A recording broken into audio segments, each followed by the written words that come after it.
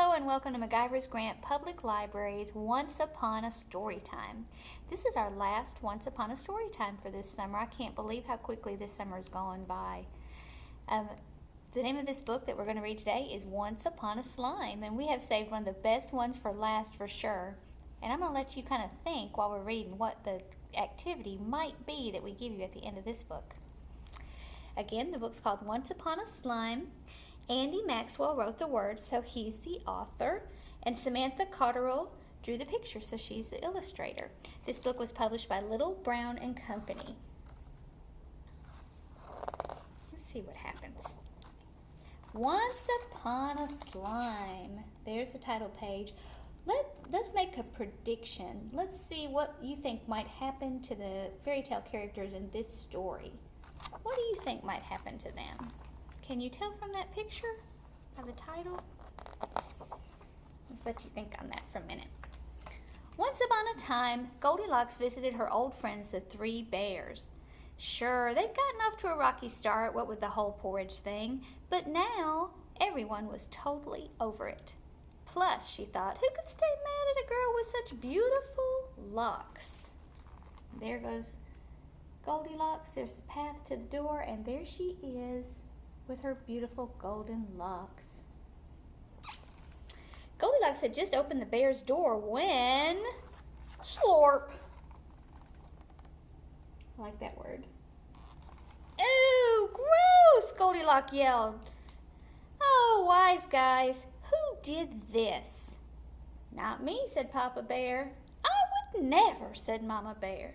Goldilocks turned to Baby Bear. Then it had to be you. You're still mad I broke your chair. Look how little Baby Bear is in this version.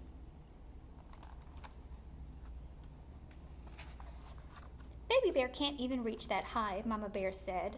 Goldilocks squinted suspiciously. Well, if it wasn't you, who did it?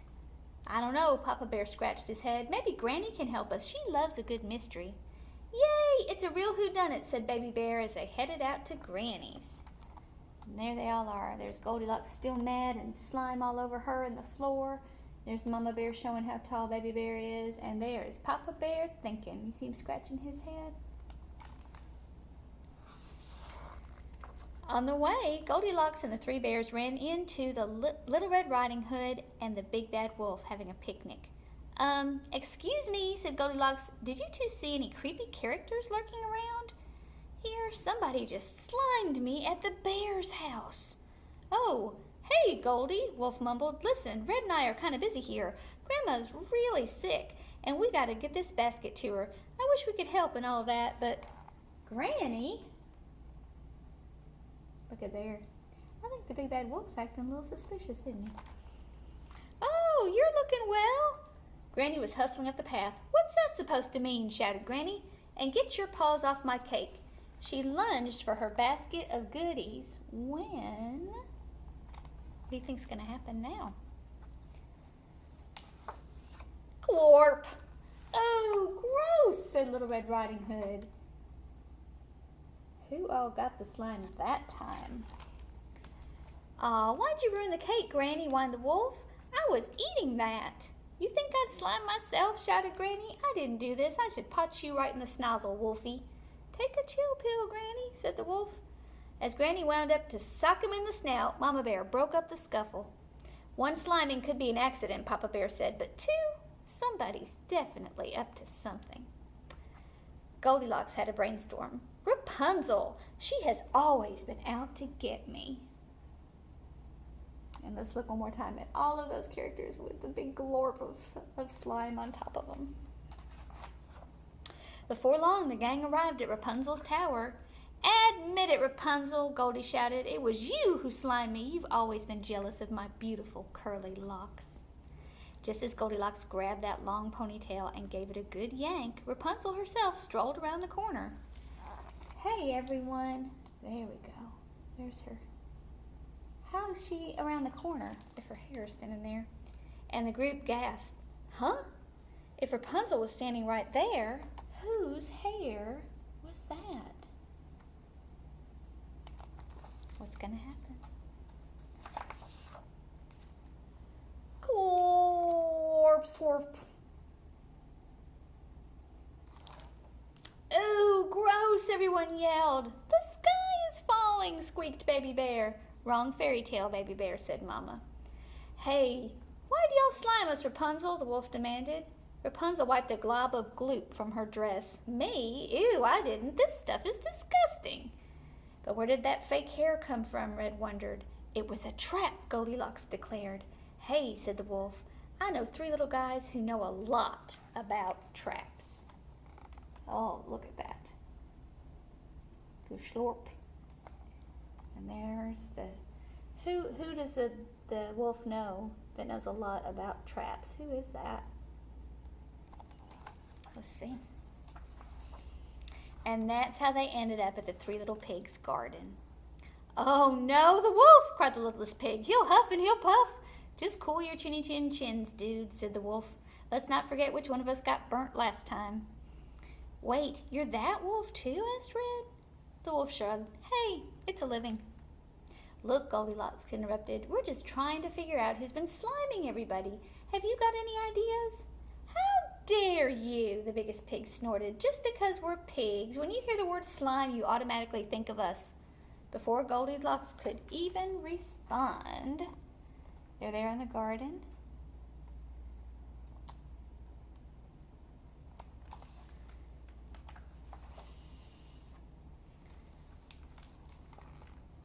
Splorps. Look at that. Slip, splip, splorp. Again. Oh my goodness. Ooh, gross. The garden sprinkler was spraying slime. Everyone ran for cover. Look at all their feet. They all jumped up in the air.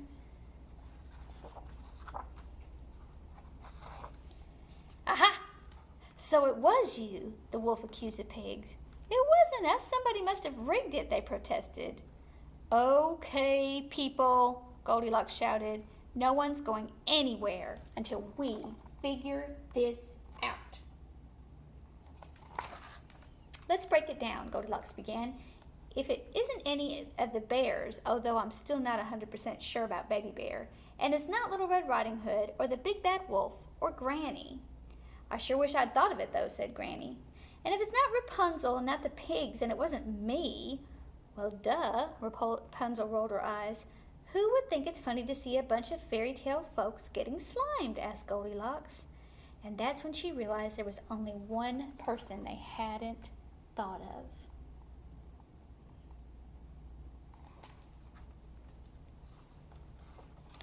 It was you, the author, Goldilocks accused. You slimed us. Me, said the author. What? No, that's crazy. He made me live in a straw house, whined one of the pigs. And he made the prince climb up my hair like a rope, said Rapunzel. And he made you lousy kids eat all my cake, Granny said. I ought to potch him in the snuzzle. Guys, the author broke in. Look, yes, fine, I did write the story, so I guess in that way, technically, I did kind of slime you, but I couldn't actually slime you. I mean, I'm not even in the story, right? Ugh, whatever. I get it, Goldilocks said, but then who did do it? Because we're totally out of suspects. Suddenly, there was a mighty croak. Look, there's the author. He looks kind of upset, doesn't he? Oh, no, you're not. There was a mighty croak. Oh, no, you're not. At their feet stood a small frog wearing a crown. Who did it, you ask? 'Twas I, the frog prince. I confess, at last I have had my revenge upon all of you. The frog cleared his throat.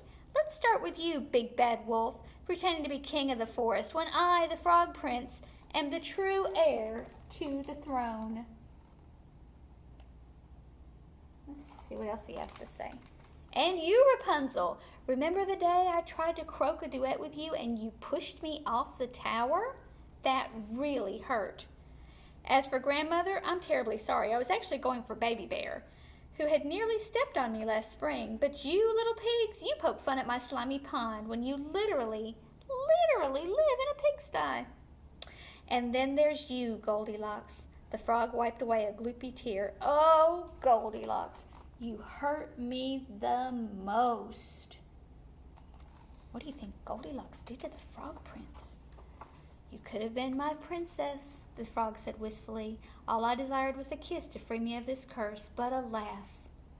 And so I have had the great pleasure in drenching each of you with slime from my pond to teach you an important lesson about honesty, dignity, and honor.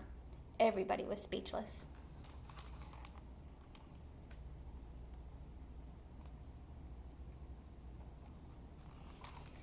Wow, said Red finally. Anybody here know how to speak frog?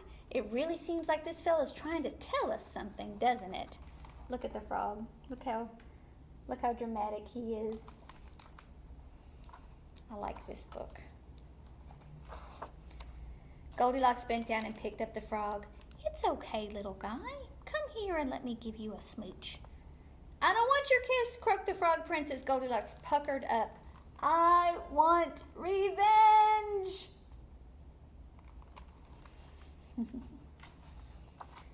Poof! With her kiss, the Frog Prince turned back into a regular prince. Ahem. As I was saying, the prince continued, 'twas I, the Frog Prince, who slimed you. There was an awkward moment. Wait a minute. You're a prince? Said Goldilocks, eyeing him like with a whole kingdom to rule. You know, I think I'd be really great at that. And she kissed him again. Ooh, gross, said Rapunzel. That's messed up, said the wolf. I guess all's well that ends well, said Papa Bear. Is there any more cake? Granny asked nobody in particular.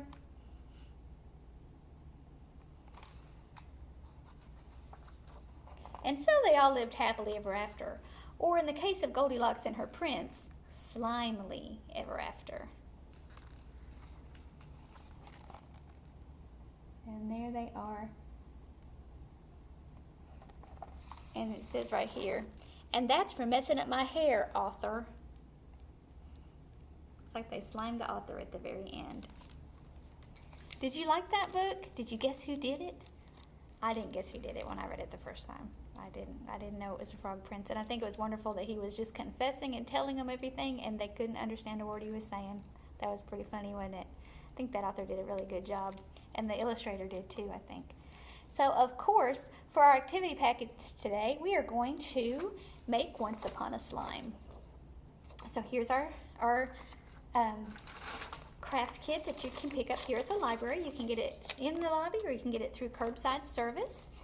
And it has all the things you need to make slime. You just need a little bit of warm water. And it tells you the steps to do it. We're going to make glitter slime. So we've got some glue in here. We have a little bitty bit of baking soda. You're going to start with your baking soda and mix it with about, it says, let's see, a half a cup of warm water. And then you're going to pour all the glue in. You're going to use a whole bottle of glue. And we've got glitter glue in different colors for you. And then you're going to add a little bit of, this is a tablespoon of contact solution. And so you're just going to add that a little at a time until it's the right consistency, okay? You may not have to use all of it. And then when you get all of your slime made, I want you to promise me, I want you to put your fingers up and do like a knight's honor. That we are not going to slime our friends or our family, because then Miss Vanessa's going to get in a lot of trouble, and I don't want to get in a lot of trouble. Okay? All right. So I hope you have fun making slime, and it gets all ooey gooey and slurp and glorpy all over your fingers. And I hope you have a wonderful day. And until we see you again, keep living happily ever after. Have a great day. Bye.